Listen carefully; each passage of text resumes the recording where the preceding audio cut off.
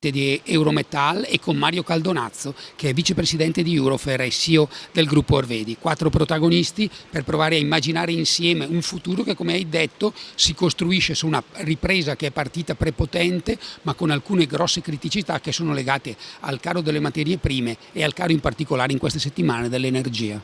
Ecco, sono i grandi temi che stanno animando il dibattito lungo la filiera dell'acciaio, ne parleremo tra poco.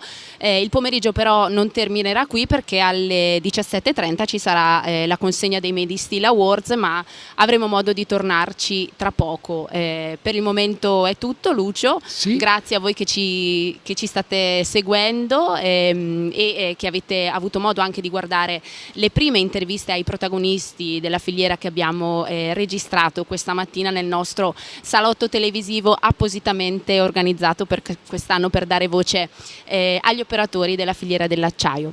Grazie e ci ritroviamo tra poco, vi lascio al convegno. Grazie anche da parte mia.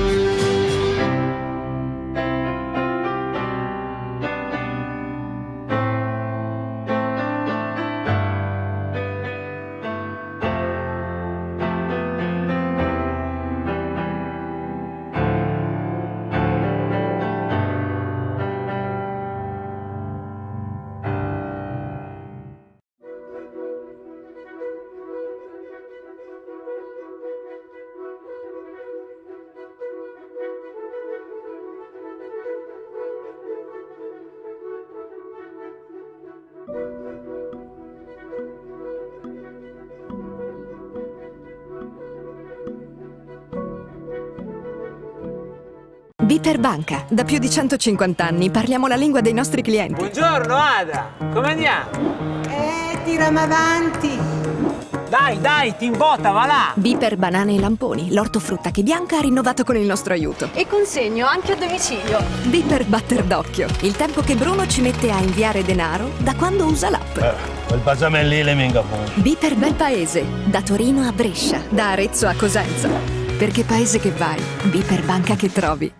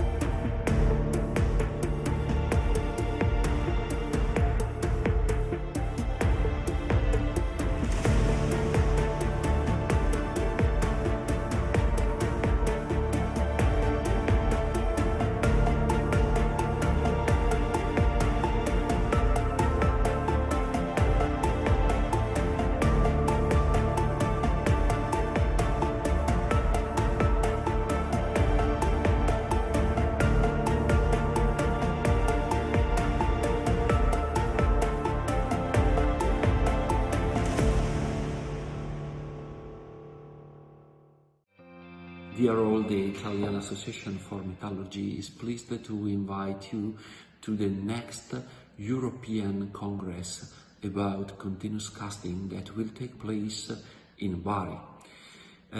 This meeting can be attended live in Bari after the healthy emergency that affected our countries, and it is an important meeting that represents a fruitful opportunity for the exchange of ideas, technological advancement after the productivity troubles that have affected our companies during the emergency.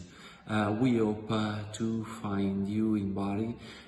Certainly it's possible also a connection, a remote connection to involve you in this important meeting, and we wait you on October 20th to 22nd for this meeting, and so see you soon.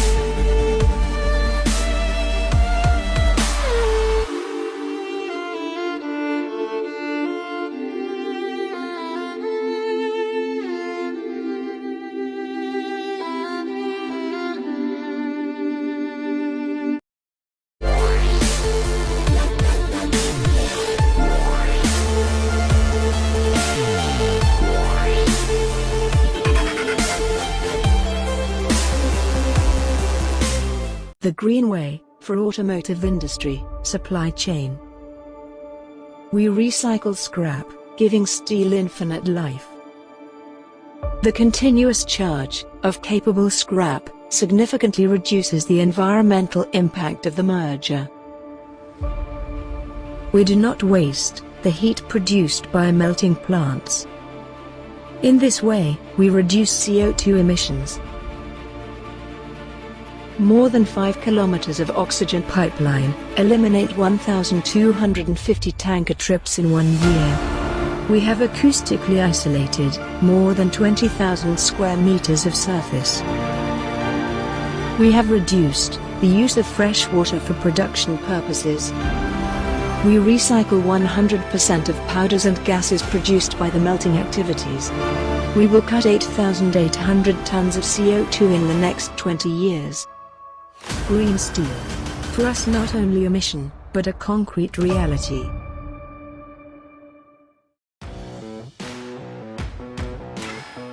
In a world where change is the only constant, where the pace of life is getting faster and faster, and where distances are becoming more and more irrelevant, we are designing the logistics solutions of the future.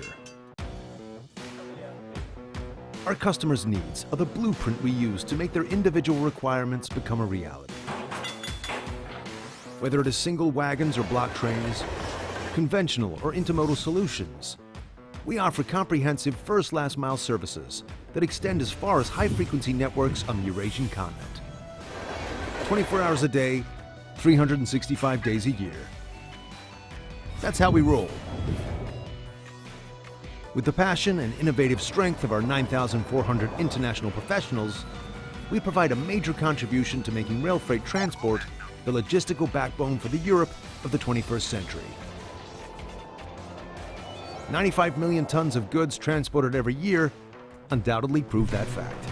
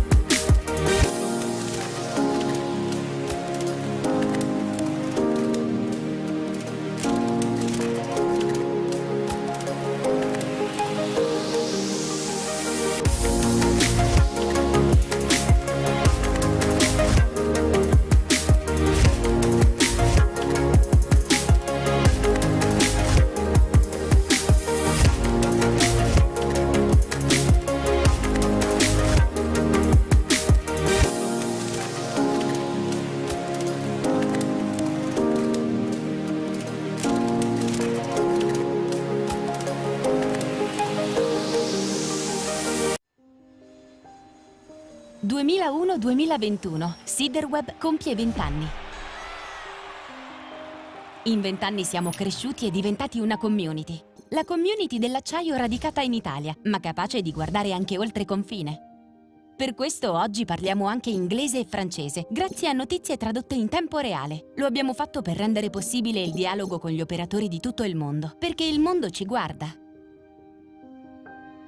Un pubblico sempre più vasto ed esigente chiede più notizie e più mercato. Così abbiamo allargato la gamma di prodotti inseriti nella rilevazione settimanale dei prezzi effettuata dal nostro ufficio studi.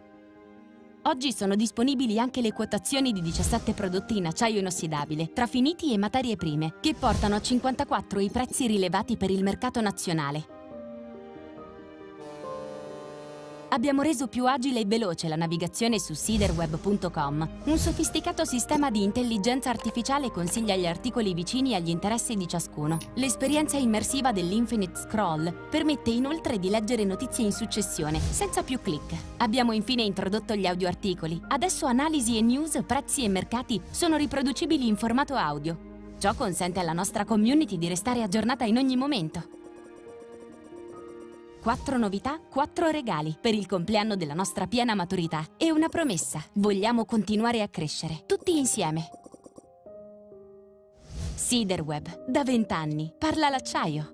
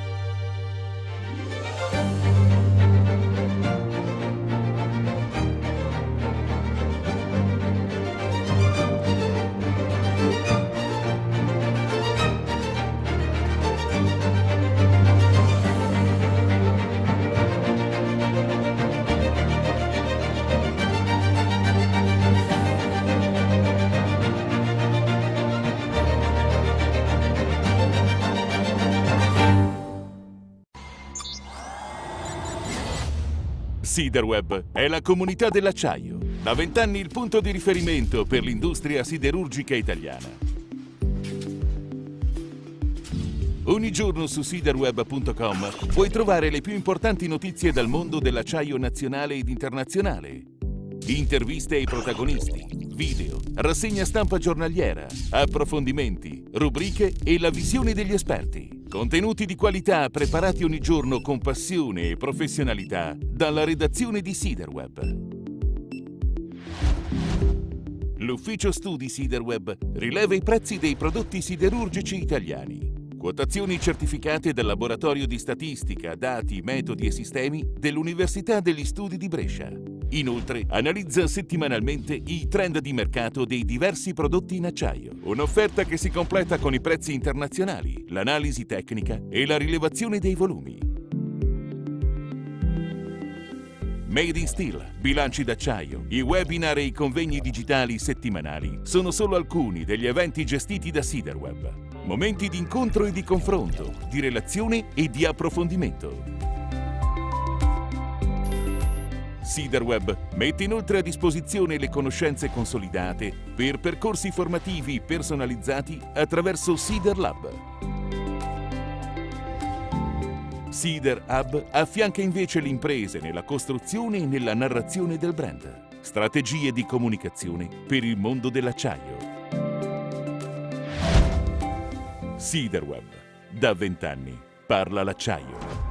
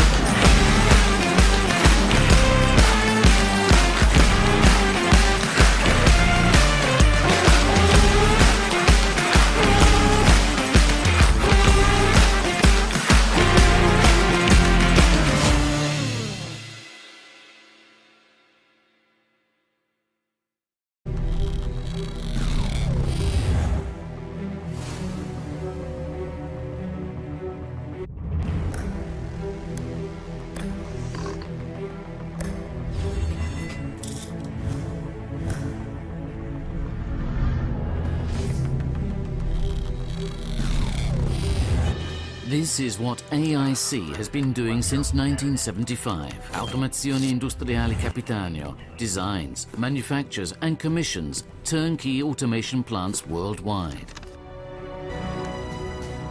For decades, we've been moved by an unchanging passion that drives us to innovate constantly, to always provide our customers with the best available solution.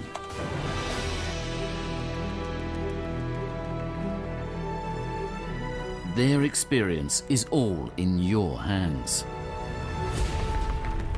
Capitanio, tailored automation.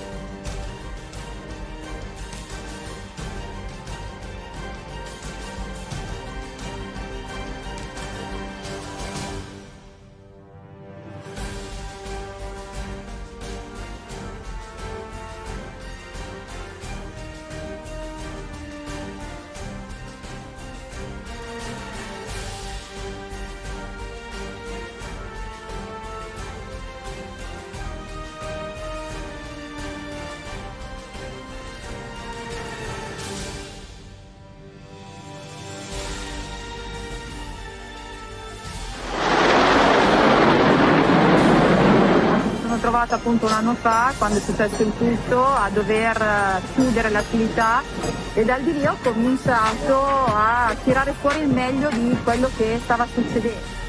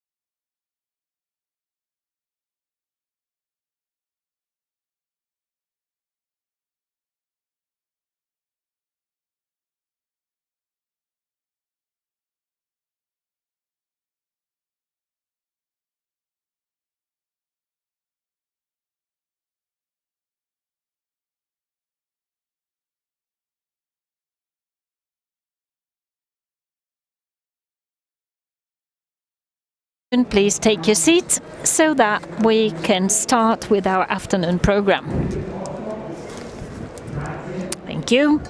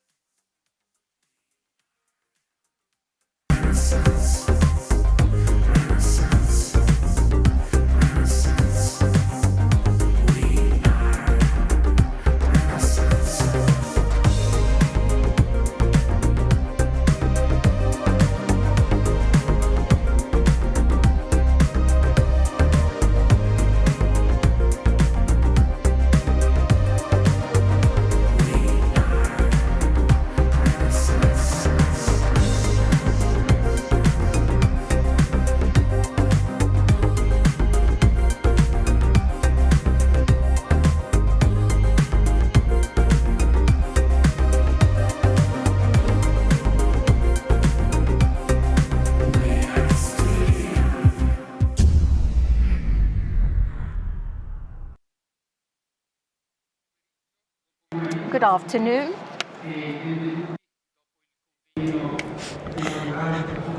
Welcome back. After our opening this morning, we're about to start our afternoon together.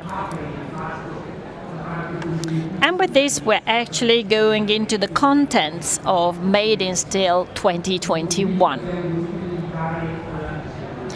This meeting is dedicated to vision, steel vision. Let's get ready for the steel of the future. Why did we choose this title? Well, because we thought that after talking about the theme, Renaissance, after listening to Alec Ross, that has stimulated us to look with optimism towards the challenges ahead of us, we thought that to start the afternoon, it would have been appropriate to have an exchange of opinions on the main themes of Made in Steel, starting from the vision. Which type of steel do we want? How do we want our value chain to evolve? Since steel is at the heart of all the other industrial sectors. So steel vision. Let's get ready for the future of steel and for the steel of the future. Well, we're here after the pandemic, after the lockdown that brought to a standstill our production. We're here with a recovery, with prices soaring, lack of raw materials, the energy costs that we're going to address in the afternoon, and we're all wondering, is this going to last, or is it just an economic consequence that will quickly be left behind? So we're going to talk about all these topics using a formula that has been very successful in the webinars that siderweb has proposed to the communities. The format of face-to-face interviews, 15 minutes, 20 minutes with the protagonists, because we want to know from these protagonists which is the direction we are moving towards and which is the horizon we want to go beyond. So in the afternoon, we have planned to have with us Barbara Beltrame, Vice President of Confindustria for Internationalization, Gian Pietro Benedetti, President of the Danieli Group, Mario Caldonazzo, Vice President of Eurofer, Fernando Espada, President Eurometal. I would like to ask Mr. Gian Pietro Benedetti to join me here so that we can start straight away, since the interview with Barbara, due to previous commitment, the interview with Barbara was video recorded, so we're gonna have a look at the interview straight away and then we will discuss this together with Mr. Benedetti. Thank you.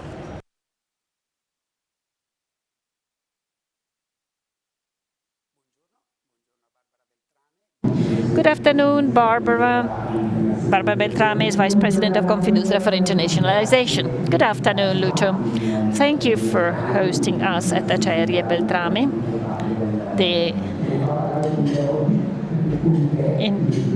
And you are the Vice President of Confindustria for Internationalization. And with you, we're starting the conference program of Made in Steel, which is one of our strengths. So this afternoon, we're going to talk about steel vision, getting ready for the steel of the future. And given your role and your experience, and given what you are doing for the Italian industry at international level, my first question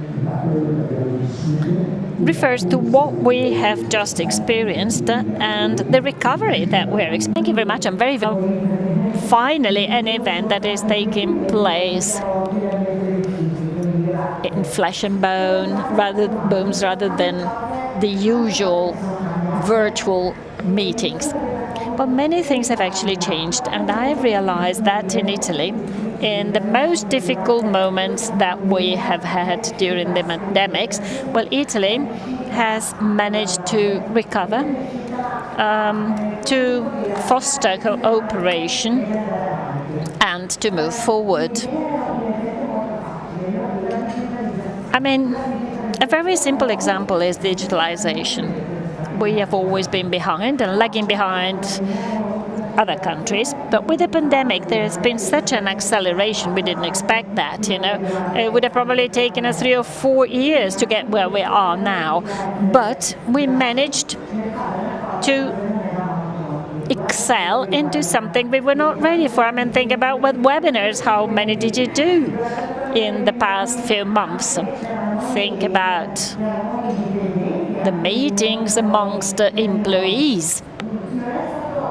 You know, this was not easy. It wasn't easy to do it this way, but we succeeded. And another very important thing is that in a moment of crisis, we managed to communicate with the Ministry of Foreign Affairs, such as and other institutions I personally work with. There has been an openness and a continuous cooperation.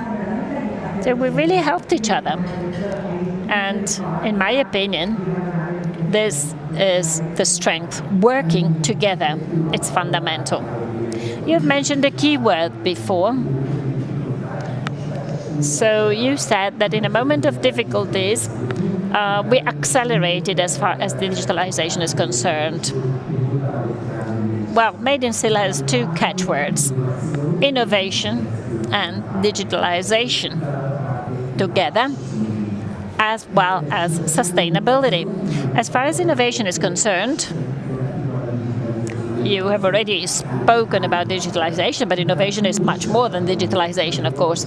So given your role right now, also at European level, how do you see the situation? Well, I believe that the terms innovation and sustainability go hand in hand. You can't have one without the other.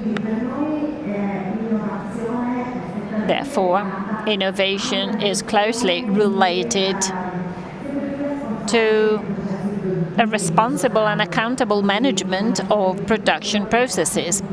Innovation 4.0 for Confindustria and as entrepreneurs as well, this is paramount. I mean, thanks to 4.0, we managed to evolve.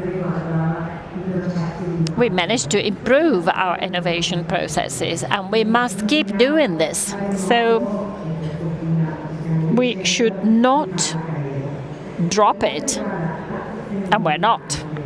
As far as sustainability is concerned, well, sustainability is a big word.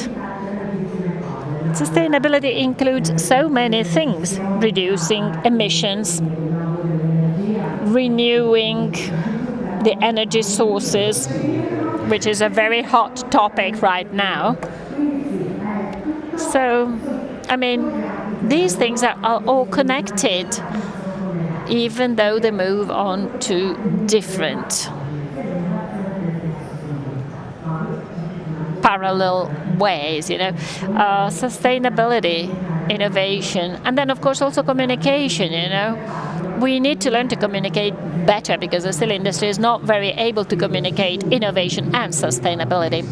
And how could we do this? I mean, as a system. As far as communication is concerned, I keep seeing companies, for instance, Beltrame is one of these, that innovate, that have sustainable processes and communicate them. But there are many other companies that are sustainable, that innovate, but do not communicate it. So do you think it is possible to put all the companies together as a system and multiply this positive attention that we need to attract towards our business? Of course, it is possible to act as a system also as far as communication is concerned. And it is very important to do so.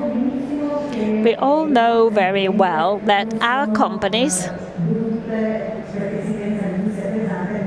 are not ugly. You think about the heavy industry as ugly companies, dirty companies, but we innovate on a daily basis. We focus on sustainability much more than other companies that do not work in this field. So I believe that it is in our DNA being unable to communicate this. But we need to communicate this because the world has changed, because people want to know and see what we can do for the community. So we need to communicate all those innovations, all those attitudes. I mean, also planting one tree is fundamental. It is fundamental for the local community and for the European community as well. And we should act as a system. We should select best practices, and maybe with your help, we can communicate this in the best way. You have mentioned the European level.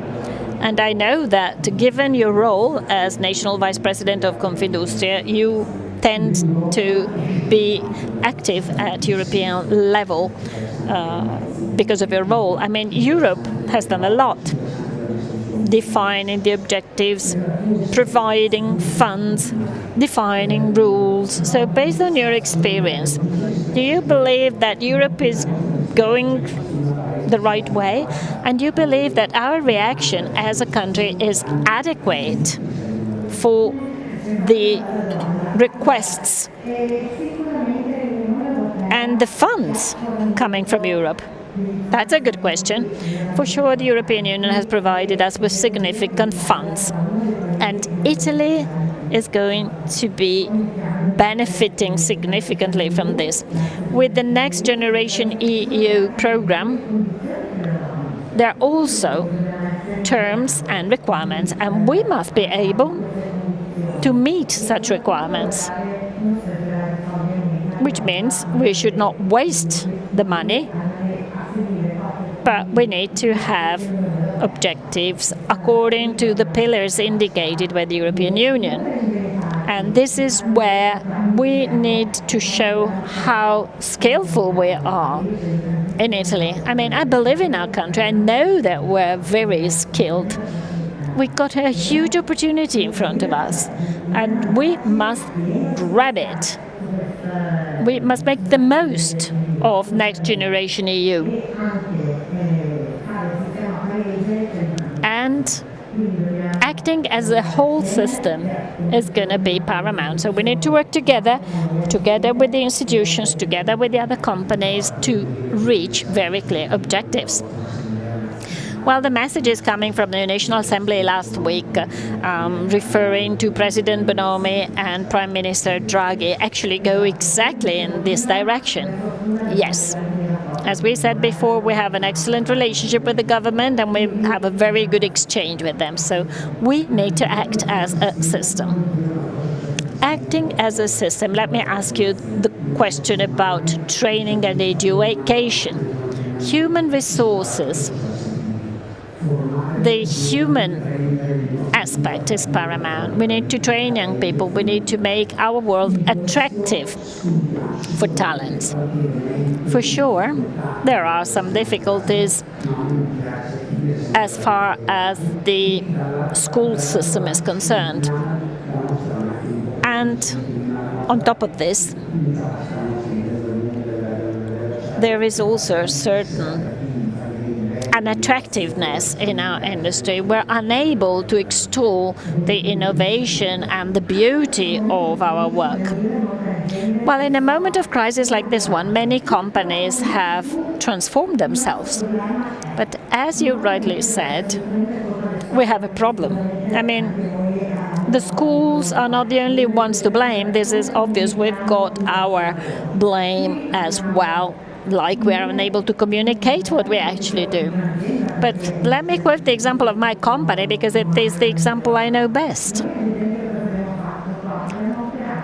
In our company, we have set up an academy. We've done this during the pandemic, and it is a digital academy. So employees, managers, workers, all our staff can connect 24 hours a day on this digital academy, 7 days a week, and learn what they want to learn and discover what they want to discover. I believe that this totally changes communication. But what we need, first of all, is to make young people understand that, okay, we may not have a famous brand, but we've got so much more. We've got innovation, sustainability, computer science. We've got everything. And last but not least, the company welfare that is present in many steel companies. That's very, very important. That's attention to the human being. And in our companies, sustainability is not only towards the external environment, but it is also towards the working place. My last question, we want to get ready for the steel of the future. That's the topic of our roundtable this afternoon. We've been talking about these big targets and objectives thanks to your experience and the support you're giving to the Italian industry at European level. But let's focus on steel now. How do you see the future of steel? Which trends can you describe, and which is your vision? Well, we all know that the first months of 2021 have been very, very successful. And we hadn't had such success for a long, long time, with high profitability, also thanks to the price increase. So how do I see the future? Well, for sure, it is a volatile world, but I am optimistic. And I am confident, or at least I do hope, that this positive trend, with its highs and lows, which will certainly characterize the next 2 or 3 years, will be with us, also thanks to the IRR, the Italian Recovery and Resilience Plan, that will support companies as far as projects such as infrastructures and roads are concerned. I'm a very positive person, and I'm confident about the future. Thank you very much, Barbara. It was a pleasure to open the Made in Steel series of conferences with you. Thank you for your time. Thank you, Lucia. It's always a pleasure to talk to you. Thank you for your vision. Please give her a hand and applause for Barbara Beltrame for her time and for the ideas she has shared with us. Mr. Chairman, it's our turn now. I have written some introductory remarks, but you need no introduction. Gianpietro Benedetti, who is the chairman and CEO of the Danieli Group, only chairman. Oh dear, they prepared the wrong CV. So you are the chairman of Danieli, and this sums it up, because what is Danieli in the world? What role does Danieli play in the field of steel and in the field of innovation. We all know this. Just a personal note, that's why it's a pleasure for me to have you here and to interview you this afternoon, because whenever this has happened, the first time was 2016 when we had to launch the General States of Steel. You've always given us a visionary view. And this is really nice because in time you go and check how things went. And I must say that from this point of view, you were right on target. So I'd like to start off from this. Your group, the Danieli Group, is an international global group. It has the capacity of foreseeing the trends, the macro trends of industry, which our world then lives. So you have to see this, support this, guide or be guided. So in the end, after the pandemic, after the new normal we've seen, if you look up and look to the future, what do you see? What do you imagine for the next few years? Which direction might our industry take? Mr. Chairman, market direction or technological direction? Both. Both. Well, good afternoon, first of all. Well, let's try to make a choice. At the end of 2019, or a little before that, let's say after last summer, probably a down cycle had started. As we know, our market is volatile in nature. Every 5, 6, 7, 8 years, it depends on the moment it's up and then it goes down. Whenever this happens,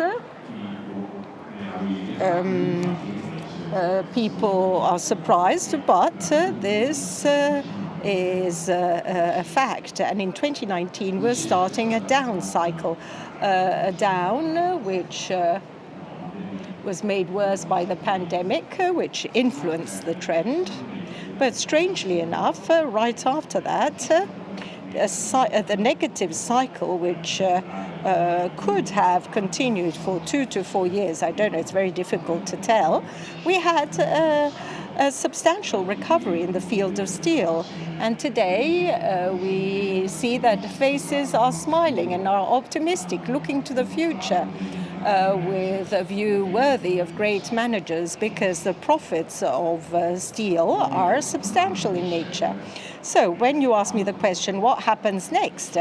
Well, my answer is, how long is this going to last? It's difficult to tell. I think we can all agree that for 2022, perhaps it's not going to be as exaggerately positive as today, but we hope that at least for a year, we hope, but there's a good probability that this up cycle will continue also in 2023 with good market conditions, or at least sufficient market conditions.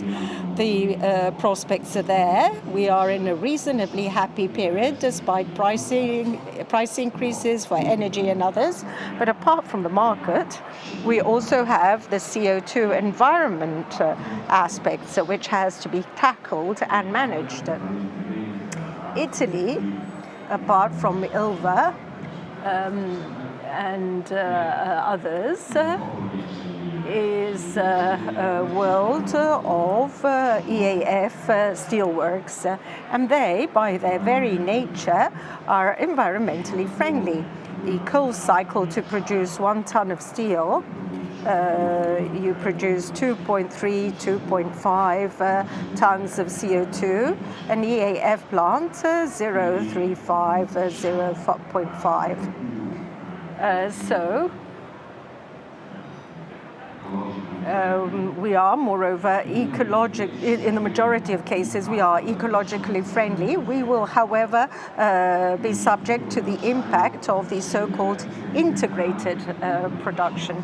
And when you speak of EAF, you wonder what kind of subsidies will be received by integrated activities. BAS vendors The other furnace, which we estimate, this is just an estimate, it's an opinion, we think that in the next 10 years, 10 to 15 years, it's difficult to tell, will represent 30 to 35% of integrated cycles will be turned into EAFs.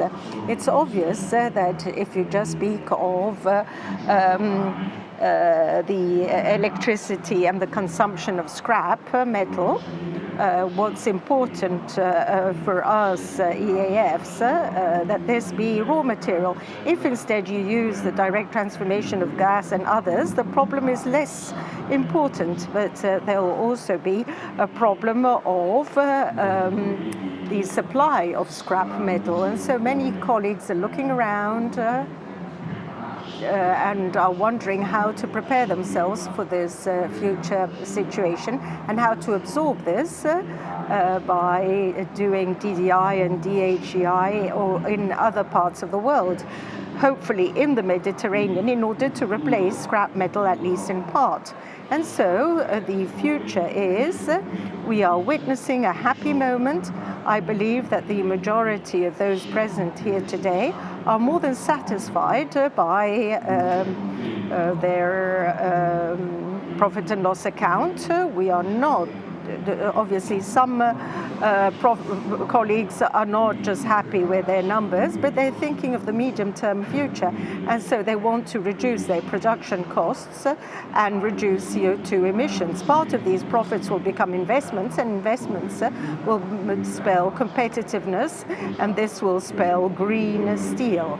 And so I believe that with technologies for 2030, we'll be able to change Italian steelworks and even Spanish steelworks, and EAFs will easily reach the reduction of CO2 fixed at 50%, which has been chosen as a target. I'd like to underline, however, that we'll have to assess what kind of subsidies will be received by integrated steelworks, and probably the association between Italian and European EAFs will be such as to make requests, for example, to have direct reduction plants which receive the same subsidies and help as integrated steelworks to convert from coal to EAF. This will be an essential point in order to maintain our position on the market. From the point of view of the market, you've already described this, but from a technological point of view, the reduction of emissions, the capacity of finding different supply sources, because when we turn to EAF, we run the risk of having deficits in raw materials. And so, what is the plant manager trying to study? Let me enter your R&D division. Let's not be politicians, just tell us something about this. Yes. Well, from an integrated point of view, we, with our partner Conlus from Holland, we are working to decrease from 25 to 50%. I believe that 35% would be reasonable, the use of coal in blast furnaces. For EAFs, it's years I've been really fascinated by the illumination of heating furnaces. Beldotti shouldn't listen to me. So direct rolling from the continuous casting system. In the last 10, 12 years, we've developed the possibility of working with a good level of quality and speed with just one casting process. In the United States, we worked more than 8 meters per minute, and we saw that 10 meters per minute is reachable for the rolling, for the casting of billets, and the equivalent from 130 to 180, always at a speed of 8 to 10 meters per minute. It means that with one casting line, we'll make 1 million. It means that with one casting line, we can fuel the rolling mill on a continuous basis without any interruptions, seamless. We have 4 plants of this kind in the United States, if I remember correctly, and this is becoming the American trend. They have understood, or at least they have shown that even a steel mill or a rolling mill, which doesn't produce 5 or 6 million or 600 million, or 1 million, placed in a situation where there's scrap and raw material on the market and a technology with a low transformation cost is a winning solution. And at the moment, there are various requests in the United States for these plants, which occupy for continuous shifts 150 people, everyone included. And it's not that they add production to the already existing one, but they gradually replace it because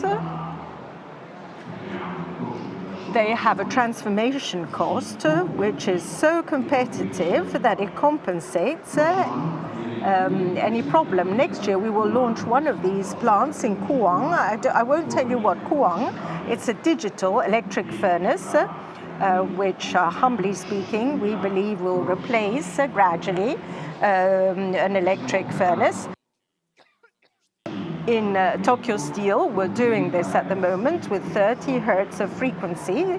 That's how the furnace works. And we discovered something we hadn't understood. When you innovate, you need to innovate, you know, because perhaps the main idea with which the innovation starts is not the final one. But while you work at this, the other ideas are triggered off. In this case, what did we personally discover? We discovered that if you reduce hertz from 50 to 40 to 30, then we say, let's do 20, fine. You decrease by 15% the energy consumed and 10 to 12% the electrodes. This is a go-through, and apart from having a flat, non-reactive demand, and so the cost of the contract depends on where you are with electricity, but above all, the plant, which will be launched in America, will be fueled by a photovoltaic system, because the system allows us to use directly alternative energy sources like wind energy, so steel produced by the wind. Can you hear the music? So steel produced through wind energy. Wow, we already have a slogan. It's a winning slogan. Let's produce steel using wind. Great. And so this plant will be opened next year. It created a lot of buzz in the United States. It's a solar field in Arizona we're talking about, of solar farm. So these are direct rolling plants with a digital furnace. And this is it, a new family of so-called mini mills, which is okay both for long products but also for full products. I knew I had to ask these questions because what you're saying is so interesting. Vendotti would say that the furnace allows that flexibility which you don't have in a direct cycle. I want to add this. Yes, we're here to debate, aren't we? Yes, it's true, it's more rigid, but obviously with an artificial intelligence, automation with big data and so on, you can automate the system and change during the shift the way in which you're working. So a slogan for the steel of the future is sustainable. That's one thing, but there's another slogan, and Mario knows this, light and strong. Mr. President, you were absolutely perfect in this replying. I wanted to ask you the following question because of the global vision and experience you have within Danieli, and because of what Danieli is. In these 30 years, we have seen the birth of a colossus, your role, the role of China, in geopolitical terms and also in innovation terms for our world. We have seen the birth and the importance of other two important players, India, which we cannot overlook at all, and of course Vietnam and Iran. Now, if you were well, now we're talking about visions. If you were to look to the future and single out what might become a new champion, I'm not saying that this country must be a champion in terms of quantities, but looking to the future, something which might lead you to say, goodness, this production, this state, this region will become a star. Who would you be thinking of? Europe, perhaps? So first of all, we're talking about experience. As for everyone, for me too, experience is a sum of mistakes, and you learn from mistakes.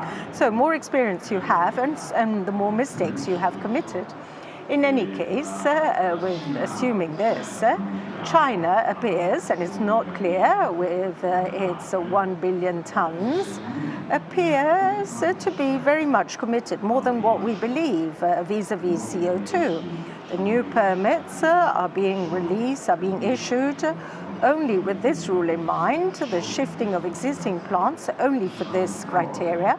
There'll be a strong increase of EAFs, that's for sure. We calculated how many EAFs they'll have to build. There are rumors, but apparently from 1 billion, they'll drop to 850, 800 million. And so the Chinese trend of this major increase should come to an end, with probably a slight decrease too. They are concentrating on quality and on CO2 emissions.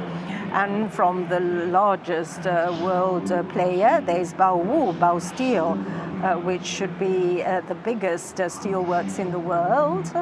They have a very strong sense of humbleness. They want to reach 500 million tons, and then after that, I don't know what they'll do. So China has gotten there. Europe will be more or less around the same numbers. There's a lot of excitement in Eastern Europe. After Italy, countries like Poland and others are growing and will grow. Russia remains stable, and if in the long run, in the next period, if someone starts showing muscle and consolidation after Korea, probably there'll be Vietnam. They're very distant from us, I believe, but there's still a recovery to be carried out in all countries like the Ukraine. Azerbaijan, Tajikistan, where we have growth. There'll be economic development and also real estate and mechanical. And as a consequence, steel is a friendly activity for all these industries. So in Eastern Europe, there will be a development. Qualitatively, this will happen in Europe. There'll be an improvement of customer service, tailor-made steel, which with thermomechanical processes and automation offers a wide range of opportunities. The United States will remain more or less the same. India, there's a major development underway. I was a child when they were meant to reach 200 million tons, but now they're reaching 150, if I remember correctly. And so they'll still be able to improve by 50, 60, 70 million tons. I don't know how many of these will be devoted to export. So the consumption levels will remain more or less stable with an increase in Southeast Asia. But there too, in Africa there will be an increase, but it's not going to be substantial, just like in the Emirates and North Africa. I think the situation is rather stable. You've allowed us to tour the world. You have given us some extremely interesting viewpoints. I loved what you said about Europe on the qualitative improvement, improvement of the quality of service, development, to be close to the supply chain within this new macro regionalization trend we are witnessing. The last topic, I'd like to bring you back to a subject which I tackled with you when we organized the General States of Steel. These were years in which 4.0 was being launched, and I remember it was 2016. You said, we mustn't miss on this opportunity. We have to exploit it to the full. We, as producers of plants and the entire supply chain, with its production, but the entire supply chain which reaches the end user. And the other thing you had said, and my question puts these two topics together, the other thing you proposed then was the topic of training. You had reminded us what you are doing in Danieli, what you do in your company, but not only. And you had said it's only if we manage to have development and technological innovation and train human resources to support this and promote this that we'll be able to be successful. Mine is the last question. Have we made it? Have we managed to do this? Where are we along this path? And what must we do to improve? So it's obvious that new technologies, everyone says this now, physics, science, maths, digital algorithms, and so on, requires technical staff. It's also useless to pretend it's not true, but up to a short while ago, industry was not advertised properly. There were some universities saying that to cooperate with companies impoverishes industry. This is a fact. So now we have more humanists and engineers, people who have a degree in social sciences instead of engineering.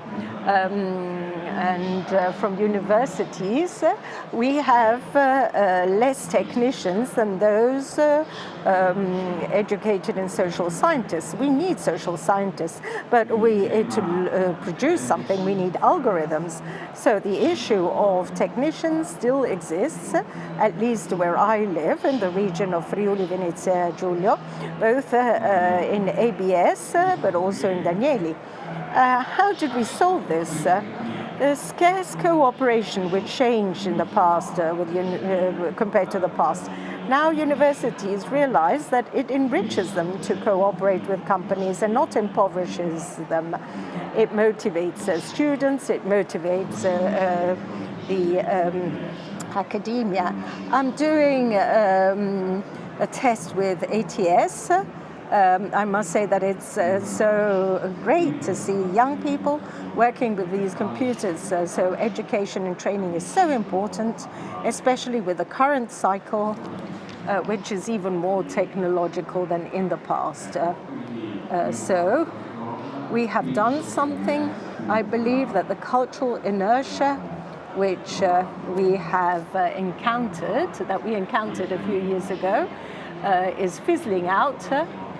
This type of cooperation, the importance given to schools, is now being better understood, so we can only improve. I hope that they will introduce a meritocracy system in schools too, because there are wonderful professors, but at a certain point it's a right that what they receive is a just salary. And so merit in schools, just like in the public administration, is to be hoped for, to have a more exciting world and to get the next generation to make certain choices. It's always a pleasure to have you here, Mr. President. Your vision allows us to understand which direction we should follow. Thank you so much for having been with us. Thank you. Thank you. Mind your step. I now ask Fernando Espada if he can join me for our third interview this afternoon. Welcome. Please take your seat.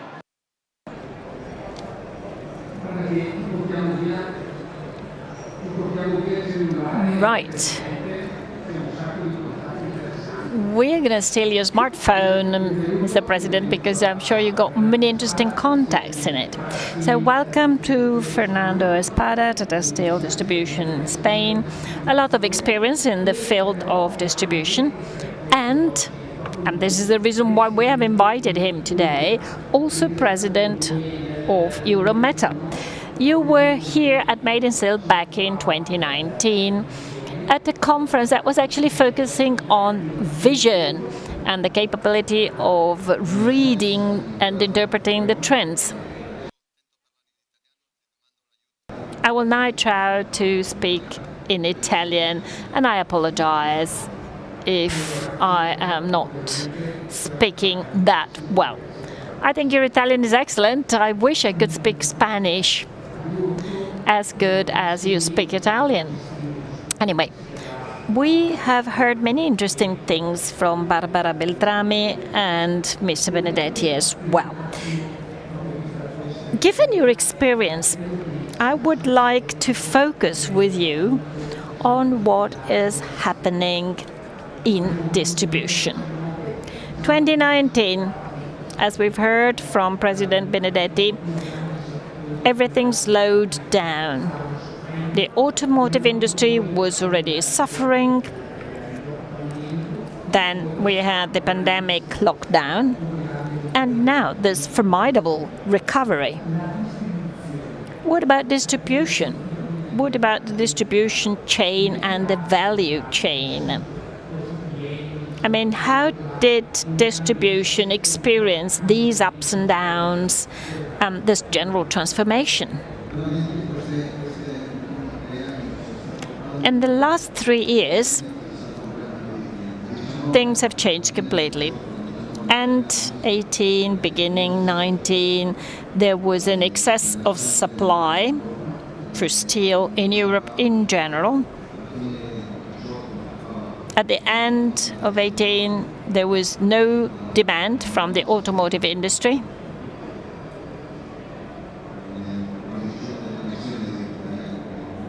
And of course, there was the big issue related to car emissions.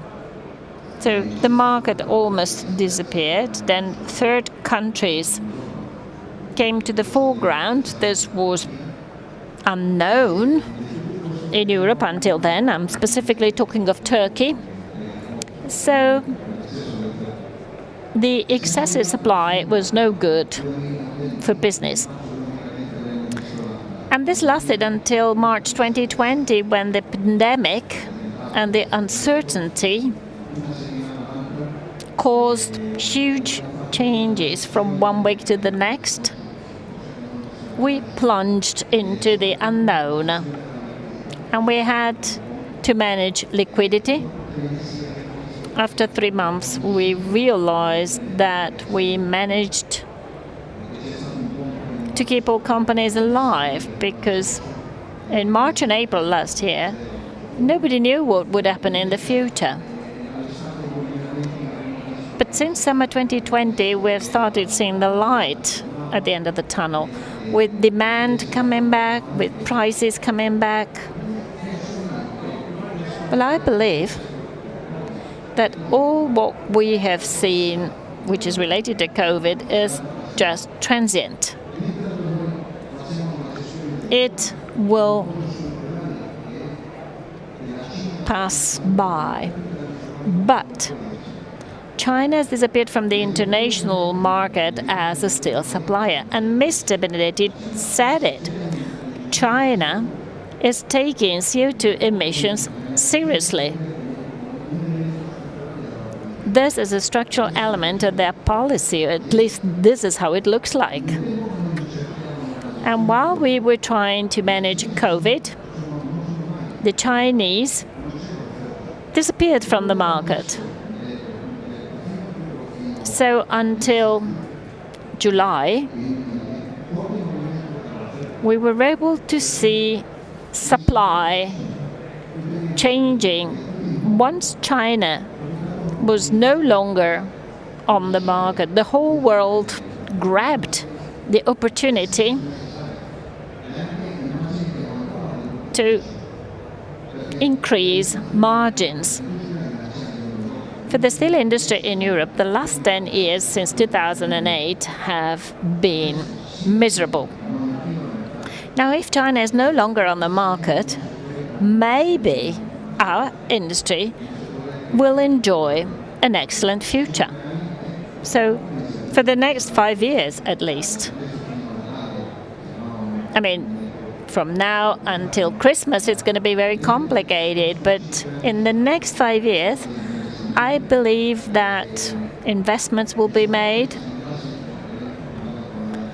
And, you know, there is a point that is a little bit of an ominous one. There's a grey cloud. I mean, it is the issue of shared prosperity in China. Last week, we were able to see that the Chinese are reducing energy consumption in certain regions. They actually stop the companies. Companies are obliged to close, say, for 10 hours a day, 5 days a week. I mean, if they continue in this way, then we'll have an issue with the supply chain in the Western world, because we all depend on the Chinese production, not only as far as steel is concerned. It was good for us that China stopped supplying foreign countries and focused on the internal use only. But if there is an interruption of the supply chain originating from China, I mean, you can set this with the semiconductors and the automotive industry. However, if China continues with their production and is only refraining from selling steel abroad, then the future is going to be a positive one. Well, what about Europe's reaction? Do you believe that it was adequate to the period we have just experienced? Well, the challenge for the European industry is the CO2 challenge as well. As we heard from Mr. Benedetti, the CO2 issue is here to stay. It is a structural issue. How much EAF production do we have in Europe? I mean, companies need huge investments. There are industries that in the last 10 years have not had any benefit. I mean, this year they are experiencing an extraordinary profit, but they need that in order to make investments. And this is particularly true because the rules regarding CO2 emissions are very important, and they require investments. We were talking just before about the many facilities that need to be moved onto the electric side. And what about scrap? We need scrap for EAF. There is a lot of talk about hydrogen, but do we have the technology to use it? We have already seen that there are steel mills that impose a CO2 surcharge.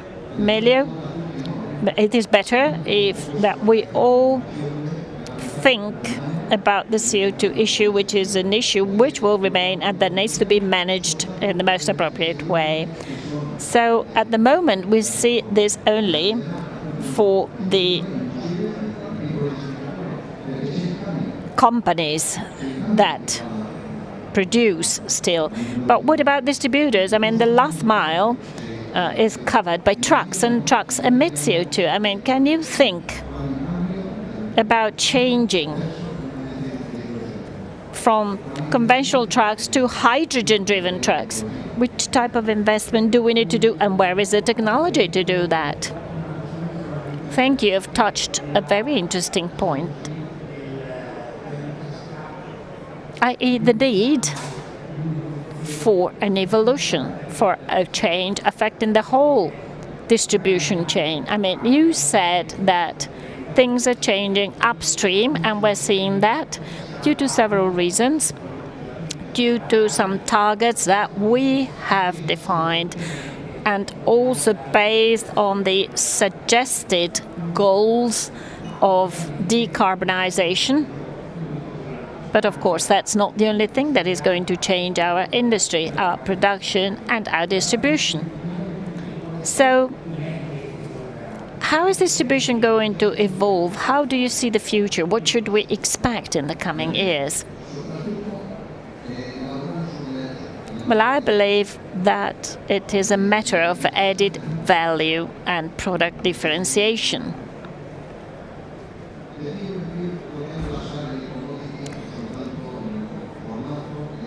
We need to forget about commodities. We need to work in close contact with our customers. Digitalization, I mean, there is a lot of talk about it. We have seen smart working. We meet on Google Teams. We organize webinars for our members, many metal item shops. And sometimes a communication platform needs to be updated. You need to develop new standards of communication with your customers. Industry 4.0, the anticipated maintenance of the equipment and differentiation towards customers. This is something Italians know very well. I mean, doing something that only I can do. And this differentiation is very important. Otherwise, our neighbors will compete against us, and competition will be made on the price only. And from this viewpoint, can digitalization be of help? Of course, digitalization is the number one thing. Digitalization is not just selling on the internet. There have been many initiatives. We were able to see that with the internet sales, you get only up to a certain point. There are customers that do not want to buy in a digitalized way. So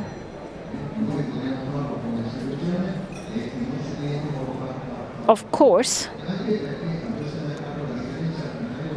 negotiation is paramount in our industry. I mean, the very same product is sold to a company at a given price and to another company with a plus 10% or minus 10%. And this is something that only people can do. An app cannot do that. So, Industry 4.0, big data should be used to know processes better, to know companies better, and then we need to work hard to improve the performance of the company.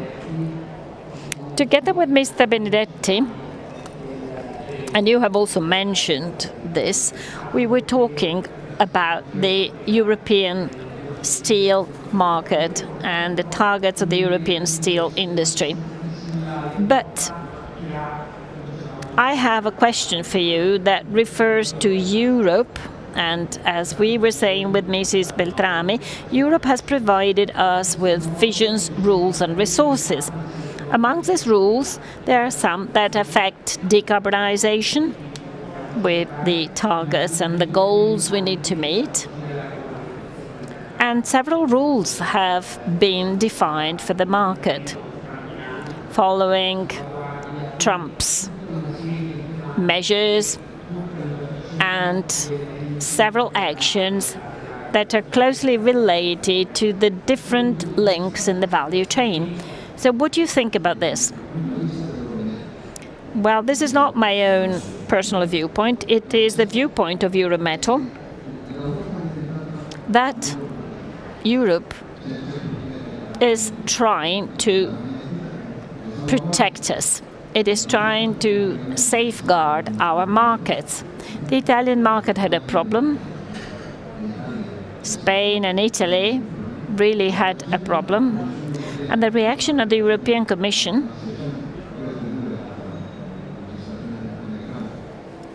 to the 232 American Act was administrative. I mean,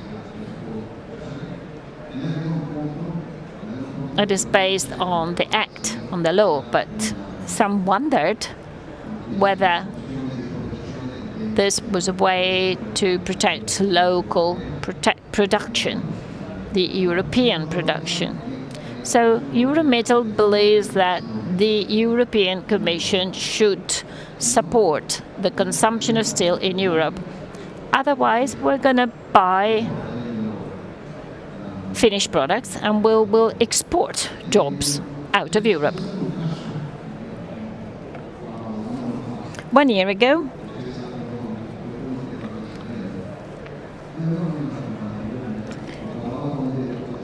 during a webinar with a General Director of the European Commission, somebody said that this was not a protection of the market, because 2 or 3 years later, Section 232 was actually applying this kind of protection of the United Kingdom, but the United Kingdom was already working with Europe, so why should we apply these safeguarding measures with the UK 3 years after 232?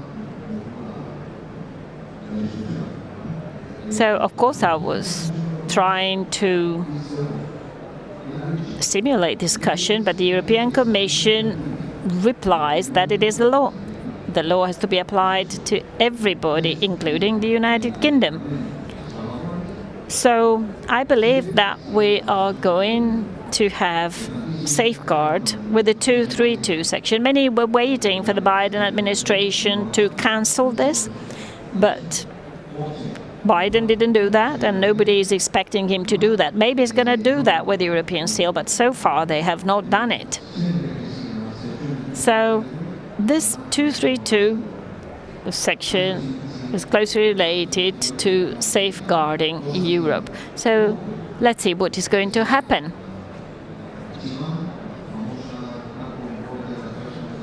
The carbon adjustment mechanisms is a very complicated system. I don't know whether you know it, but it is so complex.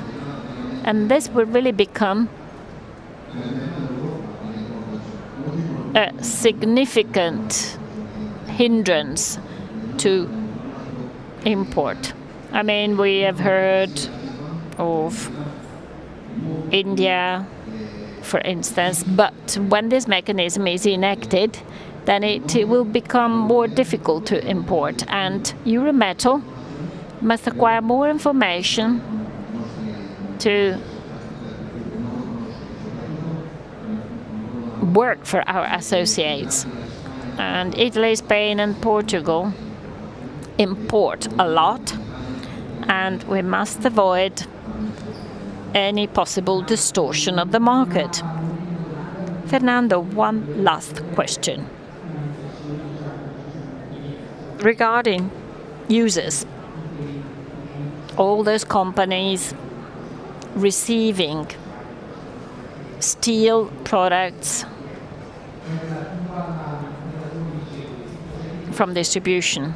So what do you expect from them? I mean, we've seen significant volatility, we've seen the automotive paradigm shift with the blotting out of diesel engines with hybrid and electric engines.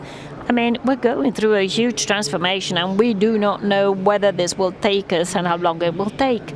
So from your viewpoint, if you look downstream, what do you see? Well, I can see customers becoming increasingly more professional, asking for more technical products. You know, they know the price of the ore, the price of coal, they know everything. And customers need more adjunctive services from us. So it is very important to be close to this kind of customers that are becoming more and more demanding. So we need to work together with our customers and with our suppliers. Fernando, thank you very much. Congratulations for your Italian. It was a pleasure to have you with us. And now to conclude our afternoon panel discussion, I would like to ask Mario Caldonazzo to join me on the stage. Good afternoon, Mario. Good afternoon. Welcome. Thank you for being here with us. We have an audience which is very much present, and so this last interview of Steel Vision is with you. And it's not easy to say new things after the fresco painted by Barbara Beltrame, the vision of Gianpietro Benedetti, and the complete picture of Fernando Espada. I think we'll manage, but I'm always an optimist. Mario Caldonazzo is the Vice President of Eurofer, the European Association of Steel Producers. And of course, you are the CEO of the Arvedi Group, but I certainly don't need to introduce you. My first question to you is a kind of divide, the point I started off from with Barbara Beltrame. This moment of major transformation which is underway and which has been imposed upon us by the pandemic has triggered off new aspects, significant new aspects. Probably one of these new aspects, some of these were already in existence, and perhaps they just needed an external propeller, an external force to make it grow, to make it become strong. But on the other hand, it has brought to the inside some thoughts to analyze, some cultural aspect. So what remains after this difficult moment, and what has changed? What can we think we can bring with us in the future, having been enriched by this period of criticalities? I believe that we have exited from the pandemic era with a great awareness of the strength and of the resilience of our companies, of our industries. I believe that few today would have thought we would manage, as was the case for the majority of Italian steel companies, to close 2020 actually running a profit. And I believe that all of us are more proud of the result, although it was limited profits in 2020, than the major profits we will record at the end of 2021. Because the result of 2020 was truly the fruit of an extraordinary cohesion within our companies, which continued to work, very much aware of the fact that at that moment in time, this was an effort being made to keep our companies alive, to continue giving a job to our employees, and to render a strategic service to our country. We had to work in order to continue to guarantee supplies to those who had been defined as the strategic industries of Italy. So we exit this period with the awareness of an extraordinary force, which wasn't just the strength of our plants and of our technologies, but it was the strength of our companies done at a unison. And I believe that the Italian steel industry, from this viewpoint, is an extraordinary example. I also believe that, paradoxically speaking, we are today in a more free world, a world which intellectually is freer than in the past, because the reaction which happened after the pandemic spelled the end of dogmatism, rigor, search for new solutions, which together could help us to come out of this dramatic experience and replan our future. And we needed new ideas, we needed disruptive ideas.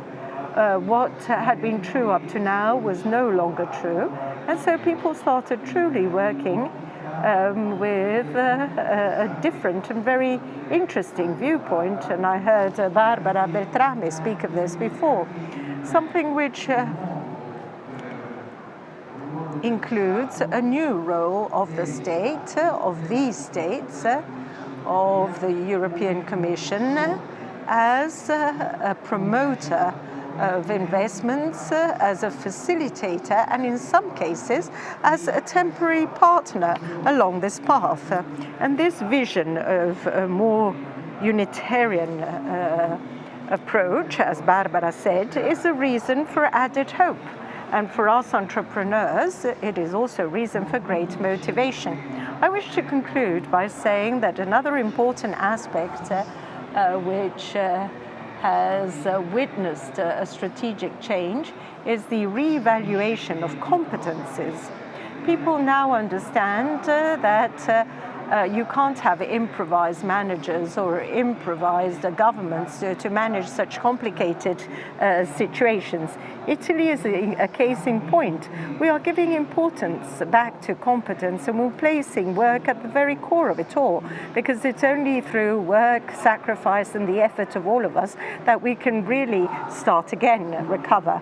You have posed a very interesting topic, the topic of freedom. Freedom, the capacity of taking initiatives, always respecting rules, but at the same time exercising creativity. And if you'll allow me, this is the spirit of entrepreneurs who are capable of feeling free, albeit respecting the regulatory setup. I'd like to ask you to speak about Europe. You are here as the Vice President of Eurofair. I'll ask you something about Arvedi too, of course, because I really want to. But Europe at the moment has managed to recover after the pandemic some of those freedoms we had in the past. There are no longer budget limitations. There's a possibility of intervening whenever necessary. It has understood that there were investments to be made and is supporting states to do this. And Italy is being supported with the Recovery and Resilience Plan. But on the other hand, for our world, the European Union has intervened also from a regulatory viewpoint. So in a moment in time when Europe felt attacked from the outside with President Trump's decision of imposing duties, it has spoken of safeguards. Now, how can we align all this in order to allow, on the one hand, companies to be free to act, and on the other hand, to have the capacity of all feeling part of a wider, larger system within which, as we said in our opening remarks this morning, the topic of borders is a challenge which must be overcome in some way. Yes.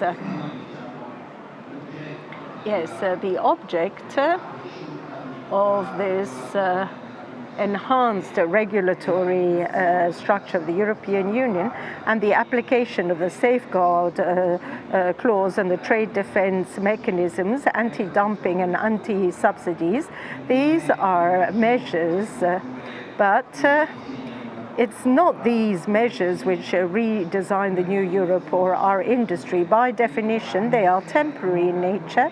They are useful to correct trade distortions.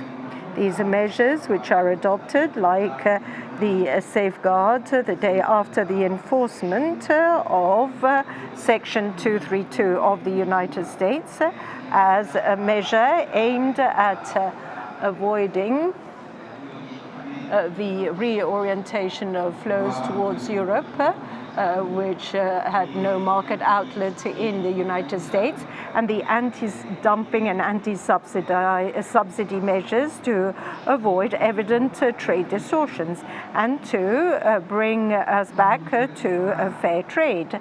But these are temporary measures, a few years still to go, and after that they will disappear, or perhaps they will be reproposed if the conditions are there. for this to happen. The real driver today is not this. It's not this regulatory activity. The real driver today is the Green Deal, the challenge which President von der Leyen launched in December 2019, and which marks the real change in rhythm, a change in speed, and the history of the European Union, with a commitment to environmental neutrality by 2050 and a 55% reduction of CO2 emissions by 2030 compared to 1990. In exchange, it says, as this is an epochal effort, it is necessary for Europe to support the actors of all this, to all those who will commit themselves to this process. And it guarantees, it promises two things. One is the support with public funds, and secondly, the introduction of the previously mentioned the carbon border adjustment mechanism. And from that moment onwards, everything changes. And we have to look to Europe as it is today, and as we're used to doing. We are used to seeing the world as Europe-centric, but it's no longer true. Now we're on the periphery of the empire, only 10% of steel production at a world level. So when we think of the future of Europe and major trends, we must always be aware, firstly, as Giampiero said before, which are the countries where you truly produce steel, namely Asia. And the fledgling steel industry of Southeastern Asian nations, where there are growing trends. And the second aspect, the real driver, is decarbonization. And this is a scenario which totally changes our prospects, our viewpoint, and can be seen as a regionalization. I'm not absolutely sure of this. It can become a regionalization trend because European steel producers commit billions to change their production process, as Giampiero rightly described, and shift their coal-based production to EAF production. The cost of steel will grow. Some estimates say that it could also grow by 135%. It is true. At this point, it is evident that the industry is at high risk. And that is why, on the one hand, Europe must support producers and makes available 750 billion to fund not just R&D, but also the implementation of steel projects which will change technology and emissions. And on the other hand, it must create the so-called level playing field, a field where everyone has the same rules. And that is where it must introduce the carbon border adjustment mechanism. I share with Fernando Espada the fact that this is a measure of extraordinary complexity. Just last week, I attended a study day to understand the trend. It's really complex. But the principle is there. The principle is correct. Steels, and I hope also steel-intensive products, that is, tubes are included for the moment. Let's hope other products be included, imported from other countries which don't have the same commitment to decarbonize like Europe and do not have our decarbonization costs. These products will be taxed. How? Applying the cost which European steelworks will have. That is, the cost of CO2 quotas, subtracting the free quotas we receive. It's very complicated in its application, but it is a principle we should defend in all ways because it is a principle of absolute equity. It has some criticalities. These must be solved. First of all, we will find a steel market in Europe which is much more expensive, and we exporting various tons of steel products won't be able to continue to do this, as Eurofair, a tax rebate for exports, is in line with the rules of the WTO. For the European Commission, there are some doubts for this. This is a critical aspect. Another aspect, always in terms of compatibility, we have to apply CBAM and deduct free quotas with a phase out, which leads us to free quotas in 2030. This means that the European integrated steel industry will not be able to survive. It's complex. The year in which CBAM will be introduced is 2026. In 2023, we will have to declare the carbon contents of products, but only for registration purposes. Coming into force is in 2026, and by then there will be a wide-ranging discussion to understand the application mechanisms. Another thing which runs the risk, it already is, but in the future, this could be all the more serious and seen as important for Europe are raw materials, scrap for EAF, and we are seeing this firsthand in these weeks, energy, because energy costs at the moment are really high. It's not just a question of a trend. There must be a trend element in this, and a highly volatile element because of speculation. But the topic of expensive energy costs is structural. From this point of view, not for protective purposes, but to understand a trend and implement measures which allow us to continue being prime movers. Mario, what can we do? First of all, the topic of Euro protectionism is something I refuse, because Europe is the freest market which exists. Europe adopts measures to defend itself, which correct some evident distortions. And whoever questions these defense mechanisms means that they are in favor of unfair competition. So Europe is not protectionist. Speaking of scrap, the vision is that outlined by Giampiero. Integrated cycles will either slowly or quickly conclude according to the rules and regulations, and they'll be replaced by electric furnaces, in turn fueled by direct ore reduction plants. Initially, they will use methane gas as a reducer, and then hydrogen obtained through the use of clean energy. This is the technological design behind it all. But these EAFs will use scrap too. Europe today produces roughly 100 million tons of scrap and exports 20 million. This will become a scarce raw material. This is already true in Italy, but it will become this in general. We have asked, and this started upon the initiative of Federacciaio with the Steel Action Plan of Commissioner Tajani. We've got to start thinking of keeping this resource. It's something we need for the circular economy. We've got to keep it in Europe, and we can do this through an environmental measure which has nothing to do with taxation issues. There's the request that who exports scrap from Europe towards other countries must guarantee that this scrap will be subject to the same environmental treatment it would have received in Europe. And so a form of guarantee of the impact of the use of this resource. And this is within the review of the waste shipment regulation.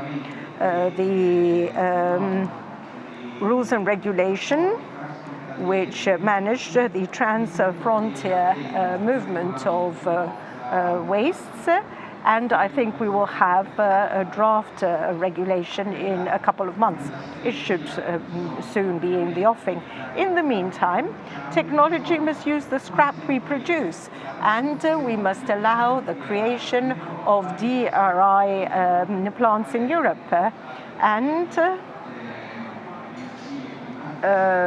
There are climate and emission issues. I carefully read the report, Giampiero gave me on energy, because this allows the capture of CO2. These are low emission plants, and there's the issue of energy. It is obvious that the crucial topic is energy costs.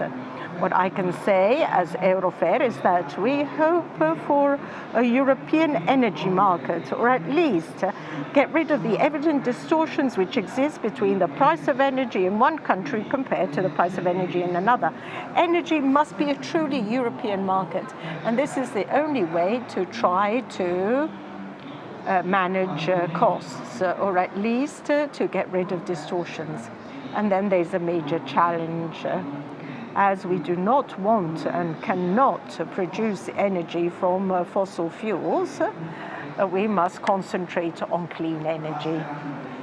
Will renewable energy sources be enough? This is a very big question mark.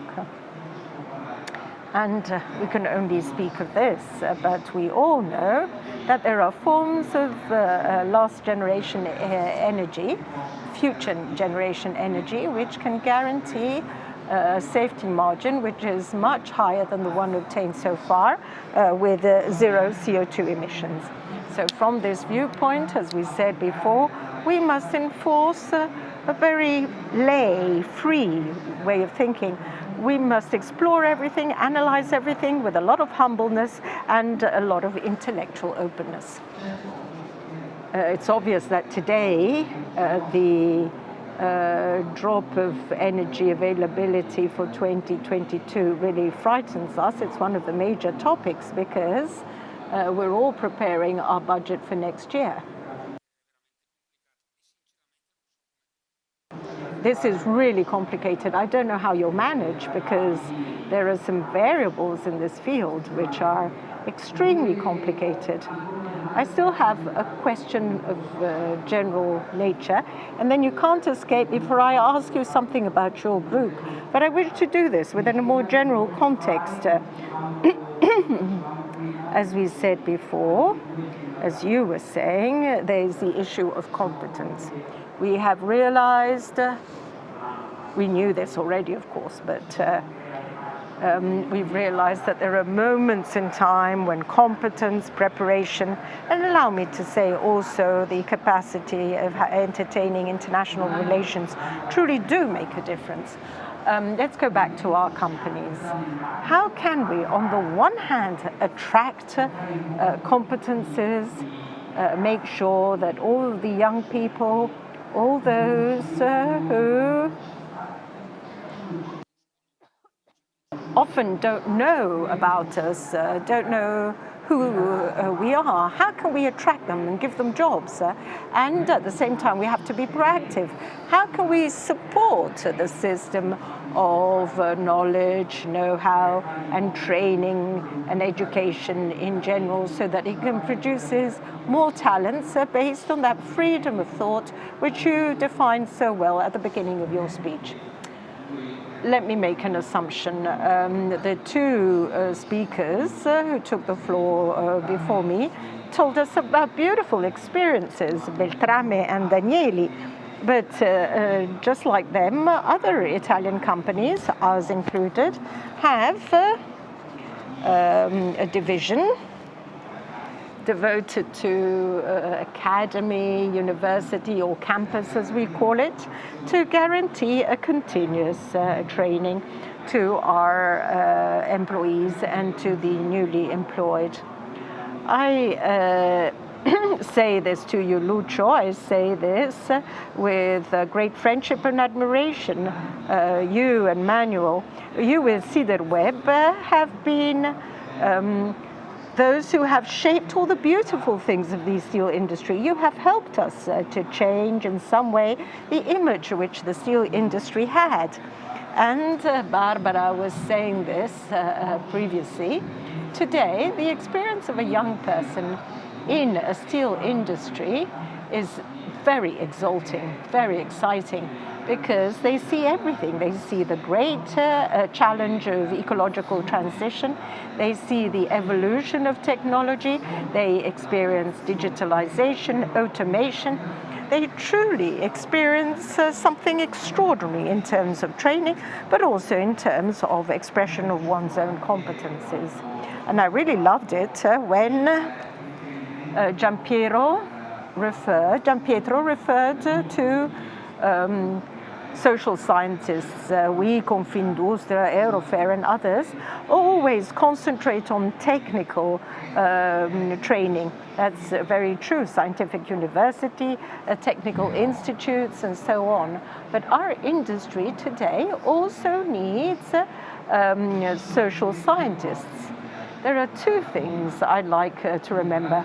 The first is a major effort carried out by the Arvedi Foundation for a vision of our founder, chairman, and uncle of mine, Giovanni Arvedi, who in Cremona decided to invest important resources in order to give a beautiful and prestigious location to the Catholic University, which includes the Faculty of Economics. And now we will restructure another very beautiful building for the Polytechnic University Engineering Faculty, so as to merge the scientific culture of the Polytechnical University with the more social science oriented Catholic University. We need this double soul. We need scientific and technological culture, but we also have to give space to the so-called soft skills. And these are inspired by our humanistic culture. And I like to remember Alberto Alesina, a great economist teaching at Harvard University. And when the students asked him, how can I train? Which books should I read? And he always used to say, read Stendhal's novels. So we need everything. And we must attract people, not just with scientific subjects, but we have to make young people understand that there is no experience which is more enriching in taking part in a steel company which has wonderful roots and which today is the most voted to innovation and technological challenges. And it is no coincidence that we've chosen the topic of the Renaissance, and we have used the School of Athens as one of the strong images. Well done, excellent, for Made in Steel, because the topic of Plato, Aristotle, the capacity of reading together that part of knowledge which is based on the philosophy of knowledge, but is also technical, because both knew how to say and indicate which was the path through which the human being could do things. That is one of the keys for interpreting. So thank you for having given me the chance to remember this quotation. A last question. You have just described a very interesting description of the challenges facing us. Now, as the last point, could you please tell us how a major group, a major international group, and which has become even more important in the past few weeks as the Arvedi Group has concluded the acquisition of the Terni Steelworks. You have become one of the major European steel players. How do you interpret, how do you witness this from the inside of a major group? How do you witness these challenges which you have described in this interview we've just had together? Lucio, let me tell you one thing. We haven't concluded. We have just signed. Between the signature and the closing, we need the antitrust authority clearance, 4 months approximately, which for us is a moment of silence. Yes, I'm sorry, I didn't summarize it properly. I was being optimistic. So I'm just saying that in this stage, of course, we are held to the utmost privacy and silence. For the Arvedi Group, in any case, it is obvious that we interpret what has been said. So today, ours is a challenge. It is the challenge of decarbonization, maintaining our activity competitive. So we started off studying the matter years ago, And then for the implementation stage, we started in May 2020, where the closing of the Trieste area, the transformation with 0 layoffs after having totally reclaimed the area in a carbon neutral place, which is a major hot rolling and finishing area for our products in Cremona. And this requires another 300 million in investment, carried out only from the viewpoint of sustainability.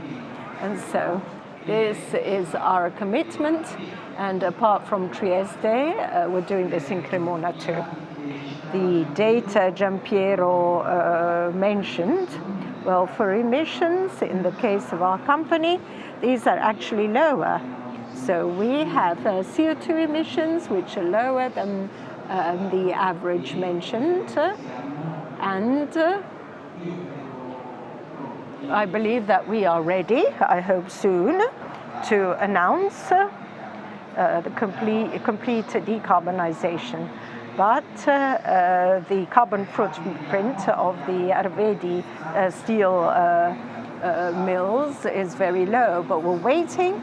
We wait for the definition of the European taxonomy, the definition of the green steel aspects.